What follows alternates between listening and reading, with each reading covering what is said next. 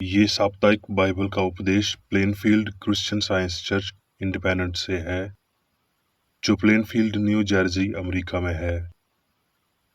अधिक जानकारी के लिए कृपया हमारी वेबसाइट पर जाएं www.plainfieldcs.com। आपके अध्ययन के लिए ये पाठ रविवार 27 अप्रैल 2025 के लिए है। विषय: मौत के बाद की प्रक्रिया। स्वर्णपथ। यूहन्ना। परमेश्वर ने हमें अनंत जीवन दिया है और ये जीवन उसके पुत्र में है। उत्तरदायी ध्यान। यूहन्ना पतरस। क्योंकि जो समाचार तुमने आरंभ से सुना वो ये है कि हम एक दूसरे से प्रेम रखें। हम जानते हैं कि हम मृत्यु से पार होकर जीवन में पहुंचे हैं, क्योंकि हम भाइयों से प्रेम रखते हैं। जो प्रेम नहीं रखता वो मृत्यु की दिशा में रहता है। जो कोई अपने भाई से बैर रखता है वो हत्यारा है, और तुम जानते हो कि किसी हत्यारे में अनंत जीवन नहीं रहता। हमने प्रेम इसी से जाना कि उसने हमारे लिए अपने प्राण दे दिए, और हमें भी भाइयों के लिए प्राण देना चाहिए। सो जबकि मसीह ने शरीर में होकर दुख उठाया, तो तुम भी उसी ही मानसा को धारण करके हथियार बांध लो, क्योंकि जिसने शरीर में दुख उठाया वो पाप से छूट गया। और सब में श्रेष्ठ बात यह है कि एक दूसरे से अधिक प्रेम रखो, क्योंकि प्रेम अनेक पापों को ढांप देता है। बिना कुड़कुड़ाए एक दूसरे की पुनहाई करो, जिससे सब बातों में मसीह यीशु के द्वारा परमेश्वर की महिमा प्रकट हो। महिमा और साम्राज्य युगानुयुग उसी के हैं। आमीन। पाठ उपदेश बाइबल में से। यूहन्ना। तुम ना तो संसार से और ना संसार की वस्तुओं से प्रेम रखो। यदि कोई संसार से प्रेम रखता है तो उसमें पिता का प्रेम नहीं। यूहन्ना। मरियम और उसकी बहन मार्था के गांव बैतनिय्याह का लाजर नामी एक मनुष्य बीमार था। सो उसकी बहनों ने उसे कहला भेजा कि हे प्रभु, देख, जिससे तू बहुत प्रीति रखता है वो बीमार है। सो यीशु को आकर मालूम हुआ कि उसे कब्र में रखे 4 दिन हो चुके हैं। मार्था ने यीशु से कहा, हे प्रभु, यदि तू यहाँ होता तो मेरा भाई कदापि ना मरता। और अब भी मैं जानती हूँ कि जो कुछ तू परमेश्वर से मांगेगा परमेश्वर तुझे देगा। यीशु ने उससे कहा, तेरा भाई जी उठेगा। यीशु ने उससे कहा, पुनरुत्थान और जीवन मैं ही हूँ। जो कोई मुझ पर विश्वास रखता है वो यदि मर भी जाए तो भी जिएगा, और जो कोई जीवित है और मुझ पर विश्वास रखता है वो अनंत काल तक ना मरेगा। क्या तू इस बात पर विश्वास रखती है? उसने उससे कहा, हाँ है प्रभु, मैं विश्वास कर चुकी हूँ कि परमेश्वर का पुत्र मसीह जो जगत में आने वाला था वो तू ही है। तब उन्होंने उस पत्थर को हटाया। फिर यीशु ने आंखें उठाकर कहा, हे पिता, मैं तेरा धन्यवाद करता हूँ कि तूने मेरी सुन ली है, और मैं जानता था कि तू सदा मेरी सुनता है। परंतु जो भीड़ पास पास खड़ी है उनके कारण मैंने ये कहा, जिससे कि वो विश्वास करें कि तूने मुझे भेजा है। जो मर गया था वो कफन से हाथ पांव बंधे हुए निकल आया, और उसका मुंह अंगूछे से लिपटा हुआ था। तो यीशु ने उनसे कहा, उसे खोलकर जाने दो। तब जो यहूदी मरियम के पास आए थे और उसका ये काम देखा था, उनमें से बहुतों ने उस पर विश्वास किया, परंतु उनमें से कितनों ने फरीसियों के पास जाकर यीशु के कामों का समाचार दिया। सो उसी दिन से वो उसके मार डालने की सहमति करने लगे। यूहन्ना। फिर यीशु फिसा से 6 दिन पहले बैतनिय्याह में आया, जहां लाजर था, जिसे यीशु ने मरे हुओं में से जिलाया था। यहूदियों में से साधारण लोग जान गए कि वो वहां है, और वो न केवल यीशु के कारण आए, परंतु इसलिए भी कि लाजर को देखें, जिसे उसने मरे हुओं में से जिलाया था। तब महायाजकों ने लाजर को भी मार डालने की सहमति की। क्योंकि उसके कारण बहुत से यहूदी चले गए और यीशु पर विश्वास किया। इस पर यीशु ने उनसे कहा, वो समय आ गया है कि मनुष्य के पुत्र की महिमा हो। जो अपने प्राण को प्रिय जानता है वो उसे खो देता है, और जो इस जगत में अपने प्राण को अप्रिय जानता है वो अनंत जीवन के लिए उसकी रक्षा करेगा। प्रेरितों के काम। पतरस और यूहन्ना तीसरे पहर प्रार्थना के समय मंदिर में जा रहे थे, और लोग एक जन्म के लंगड़े को ला रहे थे, जिसको प्रतिदिन मंदिर के उस द्वार पर, जो सुंदर कहलाता है, बिठा देते थे कि वो मंदिर में जाने वालों से भीख मांगे। जब उसने पतरस और यूहन्ना को मंदिर में जाते देखा तो उनसे भीख मांगी।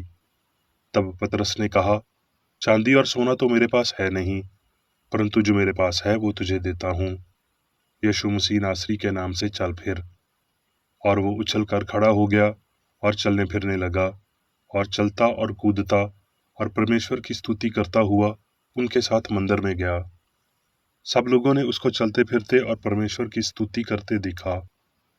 ये देखकर पतरस ने लोगों से कहा, हे इस्राएलियों, तुम इस मनुष्य पर क्यों अचंभा करते हो और हमारी ओर इस प्रकार क्यों देख रहे हो कि मानो हम ही ने अपनी सामर्थ या भक्ति से इसे चलता फिरता कर दिया। प्रेरितों के काम। इस दुर्बल मनुष्य के साथ जो आज भलाई की गई है, यदि आज हमसे उसके विषय में पूछताछ की जाती है कि वो क्यों कर अच्छा हुआ, तो तुम सब और सारे इस्राएली लोग जान लें कि यीशु मसीह नासरी के नाम से, जिसे तुमने सूली पर चढ़ाया और परमेश्वर ने मरे हुओं में से जिलाया, ये मनुष्य तुम्हारे सामने भला चंगा खड़ा है। जब वो प्रार्थना कर चुके तो वो स्थान जहां वो इकट्ठे थे हिल गया, और वो सब पवित्र आत्मा से परिपूर्ण हो गए और परमेश्वर का वचन हियाव से सुनाते रहे। और विश्वास करने वालों की मंडली एक चित्त और एक मन थी, और प्रेरित बड़ी सामर्थ्य से प्रभु यीशु के जी उठने की गवाही देते रहे, और उन सब पर बड़ा अनुग्रह था। पतरस। हमारे प्रभु यीशु मसीह के परमेश्वर और पिता को धन्यवाद दो, जिसने यीशु मसीह के मुर्दों में से जी उठने के द्वारा अपनी बड़ी दया से हमें जीवित आशा के लिए नया जन्म दिया। और इस कारण तुम मगन होते हो, यदि आप ही अवश्य है कि आप कुछ दिन तक नए नए प्रकार की परीक्षाओं के कारण उदास हो। और ये इसलिए है कि तुम्हारा परखा हुआ विश्वास, जो आग से ताए हुए नाशमान सोने से भी कहीं अधिक बहुमूल्य है, यीशु मसीह के प्रगट होने पर प्रशंसा और महिमा और आदर का कारण ठहरे। उससे तुम बिन देखे प्रेम रखते हो, और आप तो उस पर बिन देखे भी विश्वास करके ऐसे आनंदित और मगन होते हो, जो वर्णन से बाहर और महिमा से भरा हुआ है। सो जबकि तुमने भाईचारे की निष्कपट प्रतीति के निमित्त सत्य के मानने से अपने मनों को पवित्र किया है, तो तन मन लगाकर एक दूसरे से अधिक प्रेम रखो, क्योंकि हर एक पुरानी घास के नियन है, और उसकी सारी शुभा घास के फूल के नियन है। घास सूख जाती है और फूल झड़ जाता है, परंतु प्रभु का वचन युगानुयुग स्थिर रहेगा। अब मैं मेरी बेकर एडी द्वारा क्रिश्चियन साइंस की किताब विज्ञान और स्वस्थ शास्त्रों की कुंजी के साथ के साहस संबंधी अंश पढ़ूंगा। विज्ञान और स्वस्थ। स्वर्ग तक पहुंचने के लिए हमें होने के दिव्य सिद्धांत को समझना चाहिए। परमेश्वर प्रेम है। यीशु के शिक्षण और सत्य के अभ्यास में ऐसा बलिदान शामिल है जो हमें अपने सिद्धांत को प्रेम के रूप में स्वीकार करता है। ये हमारे गुरु के पाप रहित जीवन और मृत्यु पर उसकी शक्ति प्रदर्शन का अनमोल आयात है। उसने अपने कर्मों से साबित कर दिया कि क्रिश्चियन साइंस बीमारी, पाप और मृत्यु को नष्ट करती है। हमारे मालिक ने कोई विचार, धांत या विश्वासन नहीं सिखाया। ये सभी वास्तविक लोगों का दिव्य सिद्धांत था जो उन्होंने सिखाया और अभ्यास किया। मसीही धर्म का उनका प्रमाण धर्म और पूजा का कोई रूप या प्रणाली नहीं था, लेकिन क्रिश्चियन साइंस जो जीवन और प्रेम के सम्मान जैसे को दर्शाता है।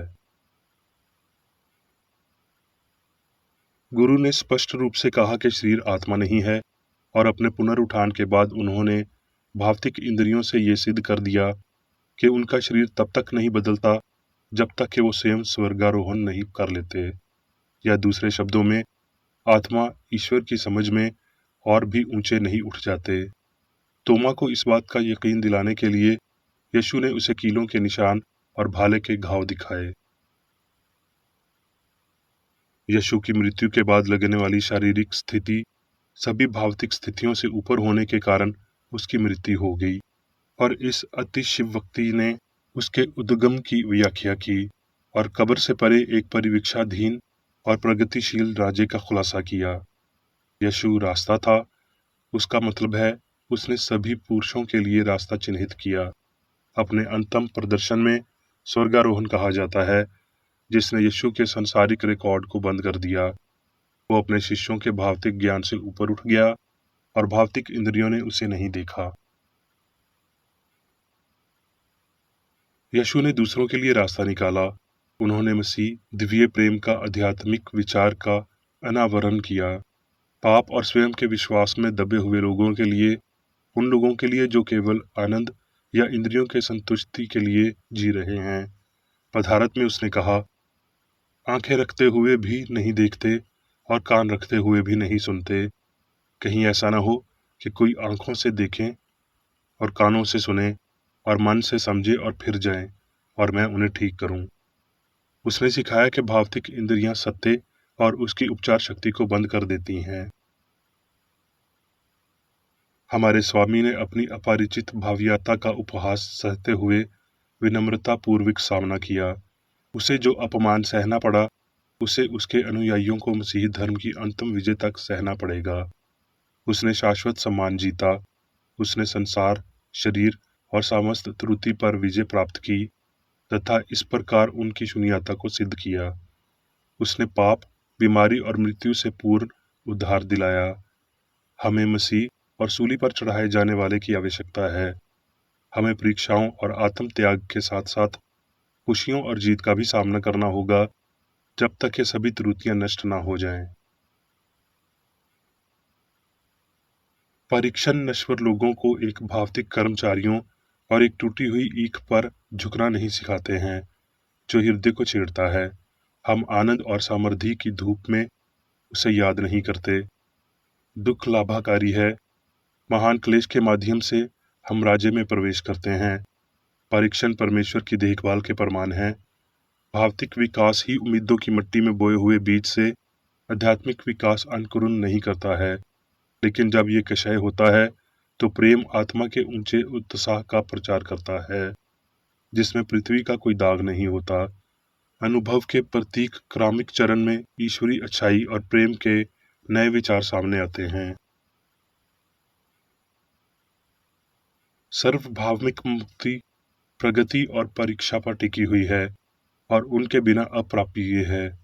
स्वर्ग एक स्थानीय यात्रा नहीं है, बल्कि मन की एक दिव्य स्थिति है, जिसमें मन की सभी अभिव्यक्तियां समान जैसे पूर्ण और अमर हैं, क्योंकि पाप नहीं है और मनुष्य अपने स्वयं की धार्मिकता नहीं पा सकता, बल्कि प्रभु के मन से पा सकता है, जैसा कि शास्त्र ही ये कहते हैं। वृक्ष चाहे दक्षिण की ओर गिरे या उत्तर की ओर, तो भी जिस स्थान पर वृक्ष गिरेगा वहीं पड़ा रहेगा। ऐसा हम सबोपदेशक में पढ़ते हैं। इस बात को लोकप्रिय कहावत में बदल दिया गया है, जैसा बोओगे वैसा काटोगे। जैसे मनुष्य सोता है वैसे ही वो जागता है। जैसे मृत्यु नश्वर मनुष्य को पाती है, वैसे ही वो मृत्यु के बाद भी रहेगा, जब तक कि परीक्षण और विकास आवश्यक परिवर्तन को प्रभावित नहीं कर देते। मन कभी धूल नहीं बनता। कब्र से मन या जीवन का कोई पुनरुत्थान नहीं है, क्योंकि कब्र का इन दोनों पर कोई अधिकार नहीं है। सत्य की हीलिंग पावर को एक अभूतपूर्व प्रदर्शनी के बजाय एक स्थायी शाश्वत विज्ञान के रूप में व्यापक रूप से प्रदर्शित किया जाता है। इसका प्रगट होना पृथ्वी पर शांति, पुरुषों के प्रति सद्भाव के सुसमाचार का आने वाला है। ये आ रहा है जैसा कि मालिक द्वारा वादा किया गया था। इसकी स्थापना पुरुषों के बीच एक स्थायी वितरण के रूप में है, लेकिन क्रिश्चियन साइंस का मिशन अब, जैसा कि इसके पहले के प्रदर्शन के समय था, मुख्य रूप में शारीरिक उपचार में से एक नहीं है। अब जैसा कि संकेत और चमत्कार शारीरिक रोग के आध्यात्मिक उपचार में गढ़ा जाता है, लेकिन ये संकेत केवल उसकी दिव्य उत्पत्ति को प्रदर्शित करने के लिए हैं। दुनिया के पापों को दूर करने के लिए, मसीही शक्ति के उच्च मिशन की वास्तविकता को प्रमाणित करने के लिए है। क्रिश्चियन साइंस का शारीरिक उपचार अब परिणाम है। यीशु के समय के अनुसार ईश्वरीय सिद्धांत के संचालन से इससे पहले के पाप और बीमारी मानवीय चेतना में अपनी वास्तविकता खो देते हैं और सिद्ध भाविक रूप से गायब हो जाते हैं, और आवश्यक रूप से अंधेरा प्रकाश और पाप को सुधार के लिए जगह देता है। अब अतीत की तरह ये शक्तिशाली कार्य अलौकिक नहीं हैं, बल्कि सर्वोच्च प्राकृतिक हैं। वो इमैनुअल या भगवान हमारे साथ है का संकेत है, मानवीय चेतना में मौजूद एक दिव्य प्रभाव है। अब मैं मेरी बेकर एडी द्वारा चर्च मैनुअल में दिए गए 3 दैनिक कर्तव्यों को पढ़ूंगा। दैनिक प्रार्थना। प्रत्येक दिन प्रार्थना करने के लिए इस चर्च के प्रत्येक सदस्य का कर्तव्य होगा, तुम्हारा राज्य आए, ईश्वरी सत्य, जीवन और प्रेम के शासन को मुझ में स्थापित कर और मुझ पर शासन कर, और तेरा वचन सभी मनुष्यों के स्नेह को समृद्ध कर सकता है और उन पर शासन कर। आदेशों और कर्तव्यों के लिए एक नियम। ना तो दुश्मनी और ना व्यक्तिगत लगाव मदर चर्च के सदस्यों के आदेशों और कर्तव्यों पर लागू करना चाहिए। विज्ञान में दिव्य प्रेम ही मनुष्य को नियंत्रित करता है, और एक क्रिश्चियन विज्ञानी प्यार की मीठी सुविधाओं को दर्शाता है। प्यार में डांटने पर, सच्चा भाईचारा, परोपकार और क्षमा में। इस चर्च के सदस्यों को प्रतिदिन ध्यान रखना चाहिए और सभी बुराई दूर करने, भविष्यवाणी, न्याय करने, निंदा करने, परामर्श देने, प्रभावित करने या गलत तरीके से प्रभावित होने से बचने के लिए प्रार्थना करनी चाहिए। कर्तव्य के प्रति सतर्कता। इस चर्च के प्रत्येक सदस्य का ये कर्तव्य होगा कि वो प्रतिदिन आक्रामक मानसिक सुझाव से बचाव करे और भूलकर भी ईश्वर, नेता और मानव जाति के प्रति अपने कर्तव्य की उपेक्षा नहीं करनी चाहिए। उनके कामों से उन्हें आंका जाएगा और वो उचित या निंदनीय होगा।